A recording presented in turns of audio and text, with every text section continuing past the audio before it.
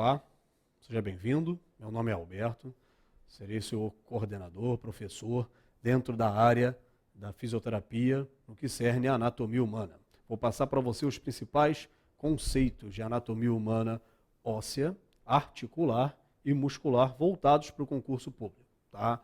Vou pontuar para você ali os elementos principais, tá? Desmistificar uma série de questões em cima da anatomia humana, tentar simplificar para você o estudo, para te tornar vitorioso naquilo que você está buscando, que é a sua aprovação. Muito bem. A anatomia humana ela é dividida basicamente nesses pontos que podem ser observados. Anatomia radiológica, antropológica, a anatomia biotipológica, a comparativa e regional, sistêmica, clínica e anatomia de superfície. Você vai perguntar para mim, poxa, mas a anatomia é muito extensa. Realmente a anatomia é muito extensa. Só que voltado para um concurso, voltado para uma seleção, você não vai fazer uma abrangência tão grande. Você vai direcionar esse estudo. Vai passar por isso tudo que você está vendo aqui? Vai. Tá? Só que você vai pontuar exatamente o que você quer de mais importante naquilo ali.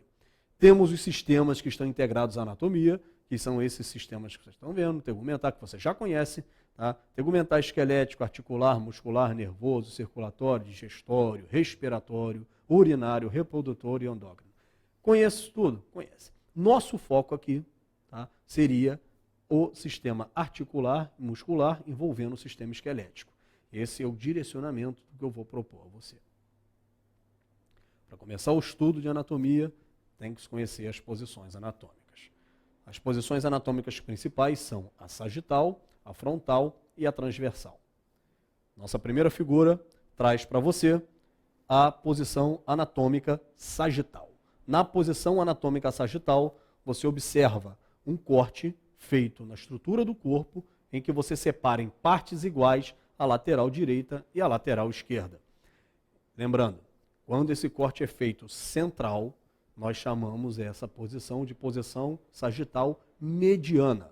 Mediana por quê? Porque está cortando o corpo ao meio em partes iguais.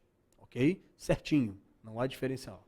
Se eu pegar essa posição aqui, direcionar para a direita ou para a esquerda, continua a se chamar posição sagital. A diferença é que já não está mais centralizada, mas não descaracteriza esse corte.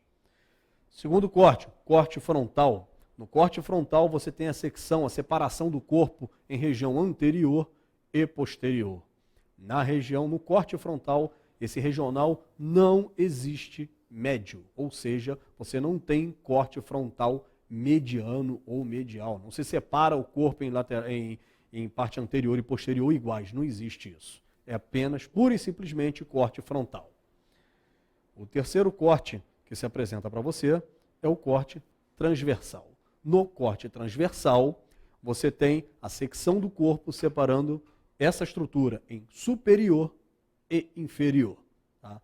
Assim como acontece lá na posição frontal, não existe transversal mediano. Esse tipo de corte não confere esse tipo de explicação mediana. Ah, não, eu cortei aqui porque tem igual, em cima e embaixo. Não, não tem. Esse corte é pura e simplesmente transversal, independente da altura deste corte.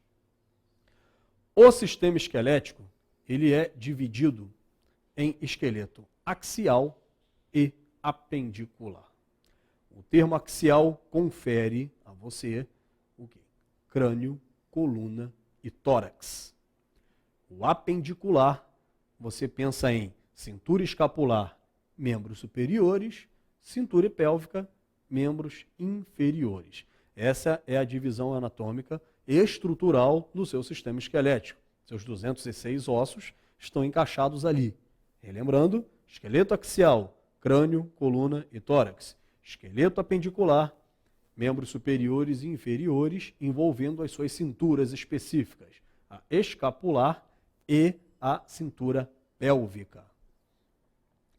Nossos ossos têm formatos diferentes. Esses formatos diferentes conferem a você essa série de movimentos que você consegue executar e trazendo a você essa mobilidade diária, tá? E você consegue ao mesmo tempo executar 3, 4, 5, 6 movimentos sem que você perca o foco desses movimentos. Você consegue desde pegar um pequeno objeto até pegar um grande objeto e simultaneamente correr com esse objeto, segurando esse objeto. Isso tudo é graças ao quê? Ao formato dos seus ossos e ao que confere essas articulações. Nossos ossos são classificados como longos, laminares, curtos, irregulares, pneumáticos e sesamoides. O osso longo. O osso longo, o maior exemplo de osso longo que nós temos é justamente o maior osso, que é o fêmur, né? Onde você tem distância entre as epífises, a distância entre as pontas dos ossos, tá? Então você tem como exemplos o fêmur, a tíbia, a fíbula, o húmero, rádio, ulna, todos são exemplos de ossos longos. Um osso laminar, que também pode ser chamado de osso plano, laminar porque tem o formato de uma lâmina, tá? O osso laminar, você tem como exemplo aí principal a escápula. Você pode pegar como exemplo de osso laminar também o próprio externo, pelo seu formato, você observando em perfil o osso externo, você observa que ele é bem fininho, ele é bem planozinho. Assim como acontece também com o osso do quadril, o ilíaco, que também se encaixa nessa classificação de osso laminar.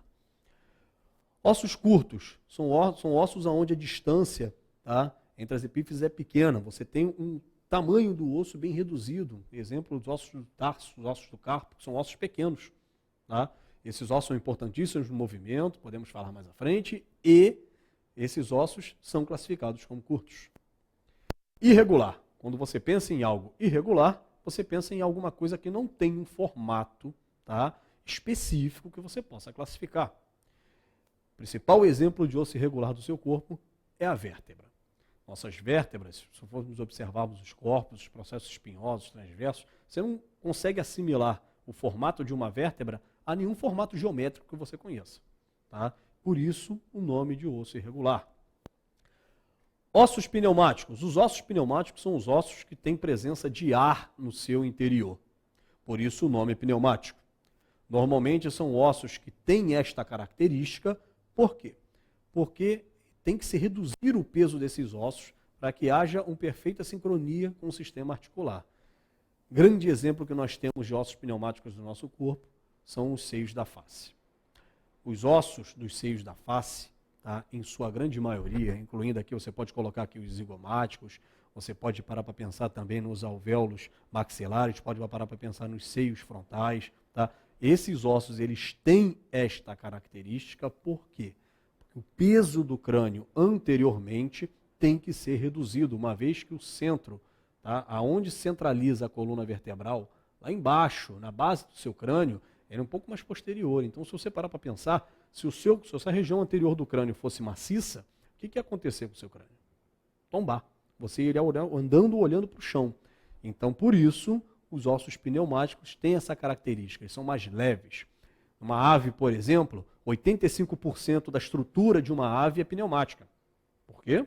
Porque a ave tem que alçar voo, tem que oferecer menos resistência ao ar, por isso ela consegue atingir grande altitude. A nível de curiosidade, para você ter uma ideia de comparação com o osso pneumático em relação ao nosso corpo, quanto mais alto voa uma ave, maior a quantidade de ossos pneumáticos ela tem. Tá? Nosso corpo tem ossos pneumáticos o quê? Basicamente na face, que é o que nós precisamos. Nossos outros ossos não têm esta característica.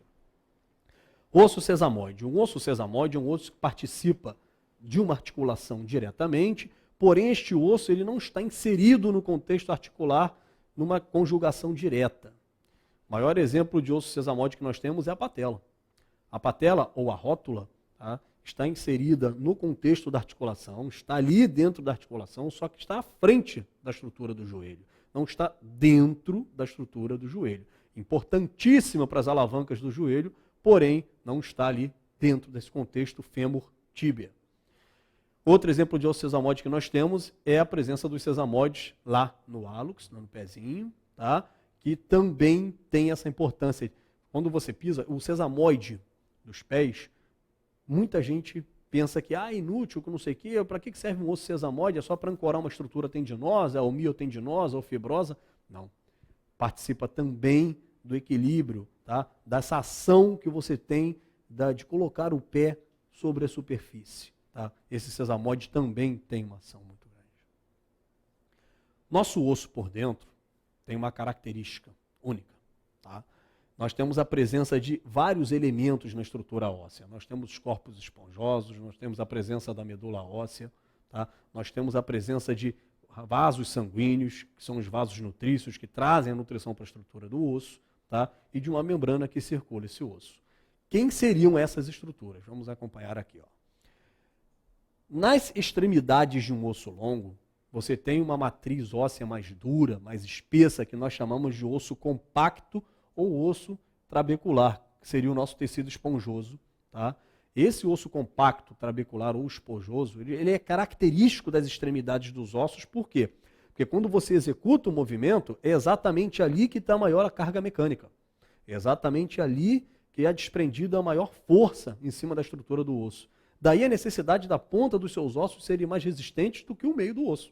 Tá? As epífises dos seus ossos são mais fortes do que a parte central. Então, por isso, esse osso tem um diferencial nas suas extremidades, que nós chamamos de osso compacto ou osso esponjoso, ou algumas literaturas trazem para você como tecido trabecular. A parte central, ou a diáfise desse osso longo, mostra para você um canal, que seria o canal medular. Esse canal medular abriga exatamente essa estrutura amarelinha que você está vendo ali, que é a medula óssea amarela. Tá? Que preenche toda a parte central dessa estrutura. Ao redor da estrutura do osso, você tem um tecido fino, delgado, tá? Que recobre todos os ossos do nosso corpo, que nós chamamos de periósteo. O periósteo, ele é vascularizado, o periósteo, ele tem uma quantidade de terminais nervosos significativa, também tem característica nutrícia, tá? E esse periósteo é o que confere para esse osso essa pseudo-sensação que você tem de dor. Osso não dói. Ah, mas o osso dói, porque quando eu quebro o osso, quando eu fraturo, eu sinto uma dor desgraçada. Mas não é do osso. Tá? O que você sente a dor é por quê? Porque esse periósteo é atingido em qualquer trauma que você faça na superfície de um osso. Mas o osso em si, por dentro da estrutura óssea, não existe terminal nervoso. Existe sim um conjunto de canais, incluindo os canais circulatórios, que são os canais, os vasos nutrícios, que são importantíssimos para levar toda a parte nutritiva para o osso, tá? Toda essa parte de caminhar das células ósseas, para que as células ósseas possam transitar por dentro do tecido ósseo e executar as funções que a elas são pertinentes. Aqui você tem uma maior expectativa em relação ao que seria o tecido ósseo. Observa que esse tecido ósseo aqui está ampliado. E você está vendo aqui de forma mais específica um pedacinho do seu osso. Endósteo e periósteo. O que seriam esses? Endósteo é o que está por dentro da estrutura do osso. Periósteo é o que está por fora da estrutura do osso.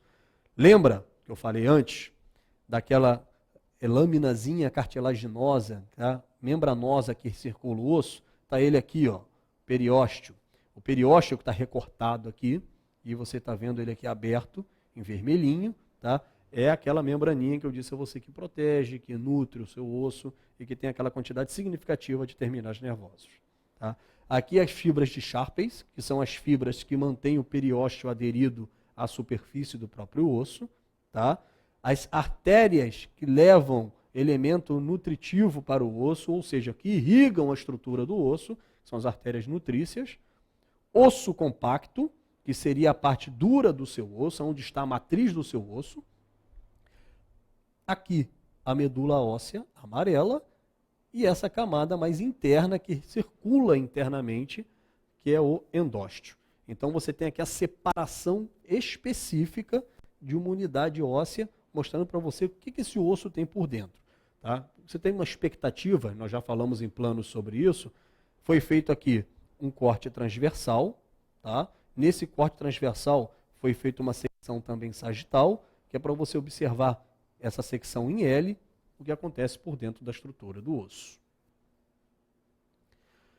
Mais uma imagem, mais uma perspectiva da superfície óssea, só que agora algo mais específico. Dentro dessa matriz óssea aqui, você tem uma série de elementos que trabalham justamente na formação do seu osso. E tem nomes aqui, queridos, que você que vai fazer concurso público, você tem que prestar atenção. Essa abrangência para concurso público é muito grande, exatamente em cima desses nomes. Atenção aqui, hein? Canal de Harvard, canal de Volkmann. Eu vou explicar para você exatamente isso aqui. O que é o canal de Harvard? Na verdade, isso aqui é chamado de sistema de Harvard. Aqui está um canal isolado, mas na verdade é um conjunto de canais.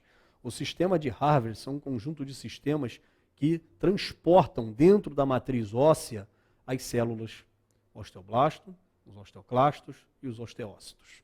Eles são transportados aqui dentro pelo sistema do canal de Harvard. E os canais de Harvard, eles são comunicados, ou seja, eles têm um canal comunicante entre um e outro, que nós chamamos de canal de Volkmann.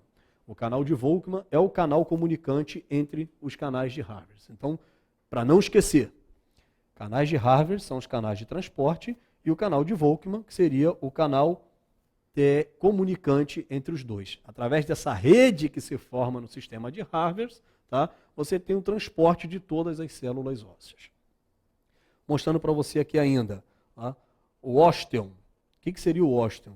Seria uma unidade estrutural do osso. Você imagina um osso compacto, tá, formado por várias trabéculazinhas pequenininhas, que são chamadas de ósteon.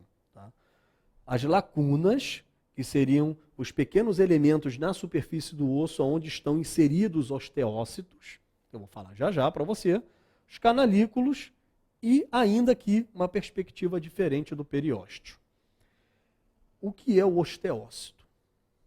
O osteócito, o osteoblasto e o osteoclasto são células específicas da sua matriz óssea. O osteócito, ele é a célula responsável por produzir a matriz do seu osso, por enrijecer a matriz do seu osso. O osteócito é que torna o seu osso compacto, duro, resistente, e ele que dá essa resistência característica da estrutura. O osteoblasto é a célula óssea responsável pela produção da cartilagem. É ele quem produz a cartilagem, é ele que dá o passo inicial. Ele produz a cartilagem para que esse osteócito depois vá lá e transforme essa cartilagem em matriz óssea compacta.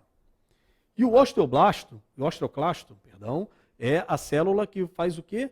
Limpa, que faz a reestruturação, a reabsorção óssea, ou seja, osso se renova, tecido ósseo sofre renovação.